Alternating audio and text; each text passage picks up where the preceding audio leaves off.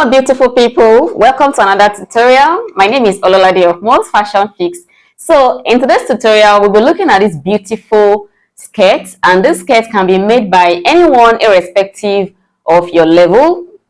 It is beginners friendly, intermediate can make it, and an advanced designer can also make it because this skirt is so pretty. Okay, can you see this beautiful skirt? So analyzing the skirt, the first thing to notice is that it is a high-waisted skirt. Yes, it is high-waisted. It means that the band is starting from the true waistline. Okay, then secondly, it has a kind of sweetheart kind of waistband. Yes, the waistband is not just straight, so it has a kind of sweetheart shape. Then another thing about this skirt is that it has fullness on both sides, and what we have on the right side is the same thing we have on the left side. That is to tell us that this skirt is a symmetry design. Okay, so that means you do not need to draft the pattern on full front. Okay, so and what we have here is that there is a style line coming from the side all the way to the center front. Yes, there is a style line coming from the side all the way down to the center front. And one thing I'll tell you about this skirt is that you do not even need that. Yes, you don't have to bother yourself about that for this design. Meanwhile, if you want, you can choose to also work with that. And when you see any design, there is no one way that gets to a desired result. Sometimes there are different ways to achieve a particular result sometimes. Now, you can choose to have this as a skirt, just as we have here, or you have it as a dress. Okay, either one is fine. So here we are having it as a skirt.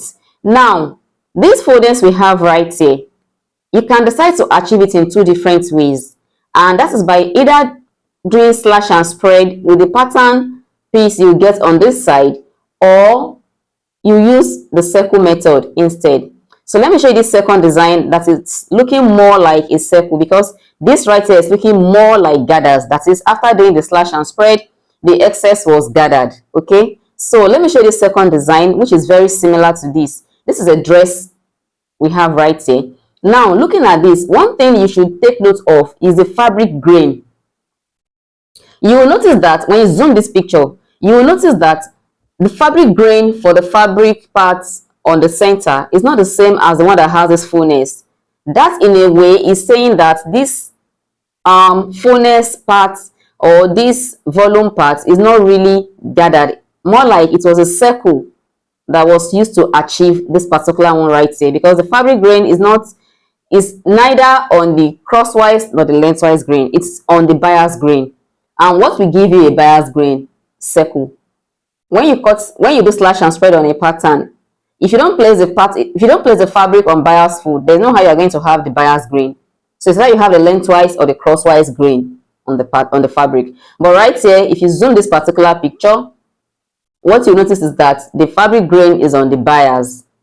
So to make this design, I would recommend that instead of doing gathers, instead of using the slash and spread technique to get this, I would recommend that you use circle. Meanwhile, you can also choose to use the gathers method, the slash and spread method. What you just do is that when you're transferring the pattern to the fabric, your fabric should be on the bias grain. Yes, that is an easier way to do it. Your fabric should be on the bias grain, and a fabric being on the bias grain will even give it more flow. Yes, to have more flow and more fullness, to drape more. Fine, this is a sturdy fabric that doesn't need drape, but there is a way the silhouette of the dress is that tells you that the fabric is actually placed on the bias grain. Okay, so without wasting too much of our time, let's go right into it. And this is the actual skirt we are trying to make it. So if you understand how to make this, definitely you understand how to also make this particular one. Okay, they are almost the same. That is why we preach about you understanding the principle and the technique you need to work with, and not necessarily a particular design in mind. This is a dress and this is a skirt. Okay, so we are particular about this skirt right here. So I've drafted my skirt pattern, and I didn't bother doing any shaping because it is a skirt that has fullness, right? The first thing I would do is to determine how I would like this sweetheart kind of waistband to look like. Okay, So not really a band. I'm just referring to it as a band because that is what transcends into all the way to the hem of the dress. So you can use a bust pan as a guide to know how much of this part inside, which is not, there is a straight part on the center front, which is not gathered. So you can use a bust pan to determine that, okay? Or you make it smaller. It depends on what you want anyway. It depends on what you want. So I'll assume I'm working with a bust pan here. Okay, so here designers, I've rolled out my bust pan line, both for the center, for the back, and for the front. Okay, so what I'm going to do now is to determine how deep I want this sweetheart waistline to be. Okay, so I'll come down. You can come down by as much as you desire: 1 inch, 0.75, 1.25, or 1.5. Okay, so I'll come down by whatever I desire. Then I'll use my curve to connect from the side to the center front.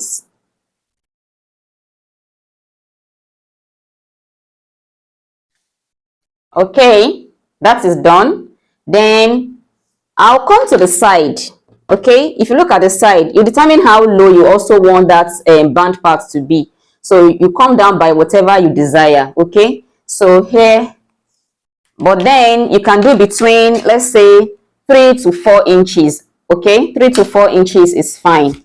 So I'll decide what I want to use here and connect all the way to this bust pan line. Okay, I'll connect from whatever measurement I desire to this bust pan line.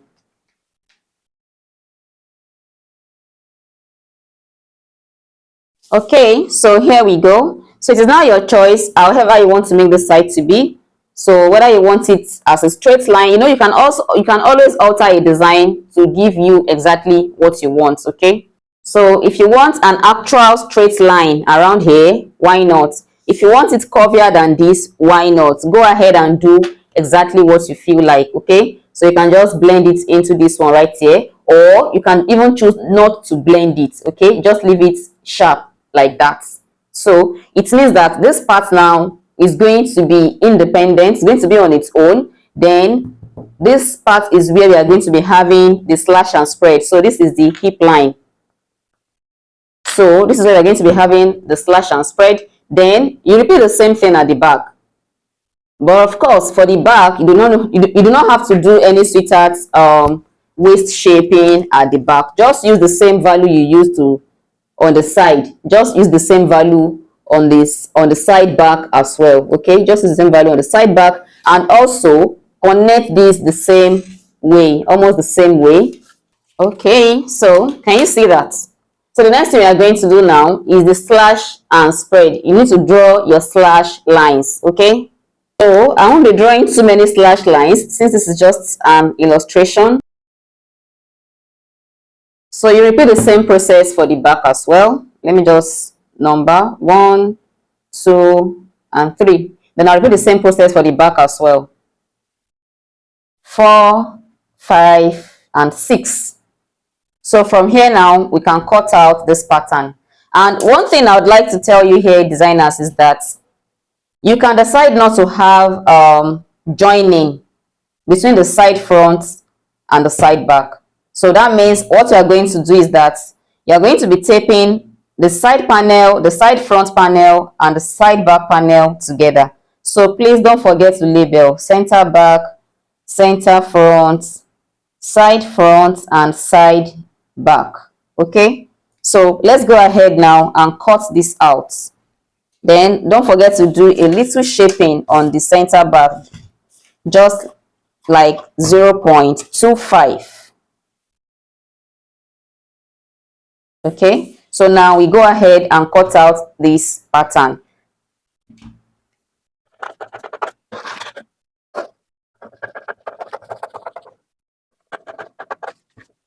Okay, so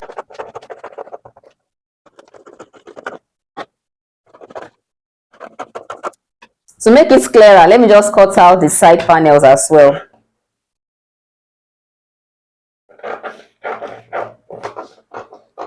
Okay, the side fronts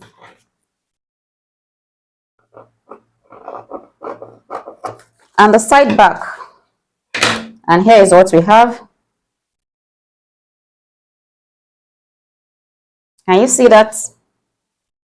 So the next thing we are going to do from here is to first of all keep the center front and the center back aside. And this is the part we'll be doing the slash and spread on. Now let me remind you designers, the fullness on this skirt is on both, the waistline, both the waistline and the hem, meaning we are going to be slashing through. So we need fullness on this part as well. So what that means is that when you tape this pattern together, you know, there's a gap here, but it is not a challenge. It can be filled up, since eventually we actually need to do what? To add fullness on this part. So when we tape this together like this, you won't really bother about this opening on this part. So let me tape this pattern together. This was why I didn't really want to separate it in the first place, because I knew we were still going to tape it together. So I've applied my gum here, then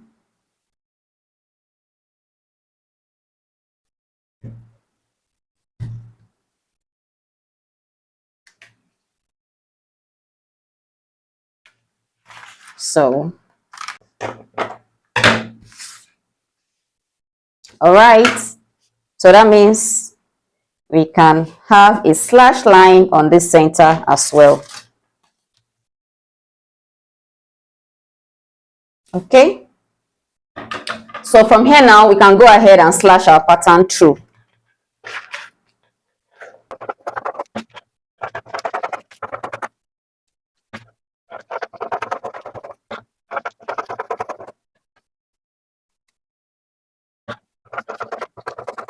Okay, so here we go designers, and because it is numbered, we will have no problem with placing them to the new paper. Okay, so you bring a new paper and start doing your adding your fullness.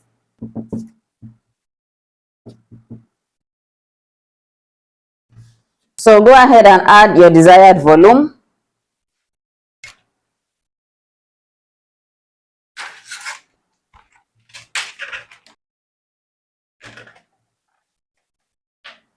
So you know what to do from here, right? You form a crease, then you lap it on that line you marked, so you can know exactly where to place the next pattern piece. Okay, so this is one, then you look for the next one. Okay, this is two, so this is where we are placing two. So you apply your gum and place it there.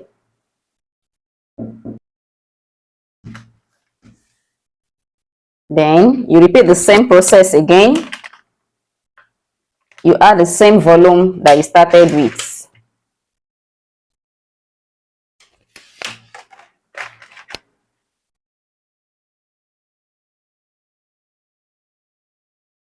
So you go ahead again, you form a crease and lap it on the new line.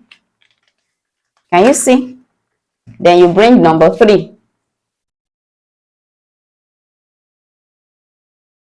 So this is basically what you continue doing till you complete it.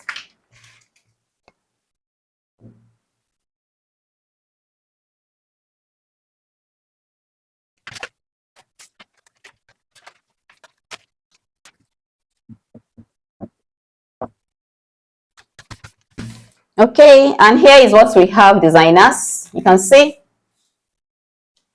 So this is it designers. So we go ahead now, close it up so that we can cut off the excess on the top and at the bottom. Can you see?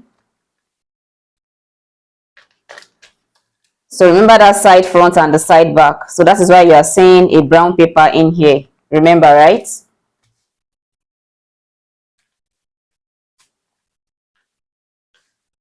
Okay, so can you see? So we cut off this exact shape we have here.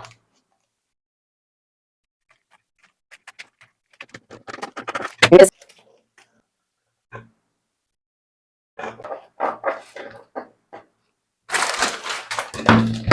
So designers, here we go. So what we're basically going to do here now is that, remember I said you can choose to place this on bias fold when you're transferring to your fabric. Okay, let me just bring the center front and the center back first. So this is what we have. Can you see? This is the center front and here is the center back. So when you are sewing, what you're basically going to do is that you're going to seam the side front and the side back together. Okay, you're going to join it together first. Then one thing you will do is that you're going to measure the measurement. You're going to take the measurements you have in here. Let's say we have joined it together, right? So you're going to take the measurements you have in here from this point where we have the cut to this point, so that when you are gathering this part, because this part is actually gathered and not pleated on the actual design, but of course if you choose to gather to pleat yours, why not? You can go ahead to pleat your own, but the actual design is gathered. So you can see that this is actually gathered. So what you will do is that once you take the measurements of what you have in here, once you take this measurement, this is 6 inches. So what that means is that I'm going to gather this part up to that same 6 inches so that you sew it to fit in. So you sew it to fit into this part. So once you do that, then you can now go ahead and join this part, or however it is convenient for you, whether you feel you prefer to either seam this part first, then for the back you also seam it before you join this part, or you choose to gather this part first and sew it into here, then you notch, then you go ahead and seam it all the way to the hem. Okay, so that is basically what we have here. And if you're not okay with the sweetheart we have, like I'm not okay with the sweetheart here, you can easily go ahead and shape it more. Okay, you can shape it more so that that sweetheart shape can really be pronounced. So you can see me shaping it down a bit.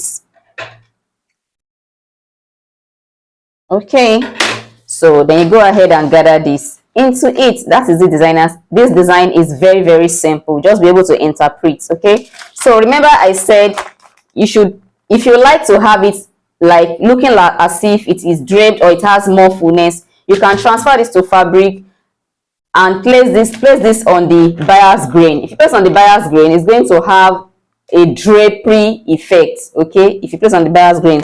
So let me show you how to place on the bias grain. So designers, this is a fabric right here. This is doll face. So this is the part where, this is the selvage, the part where they measure how many yards you want to buy. Okay, so this part that they measure how many yards you want to buy is a lengthwise grain.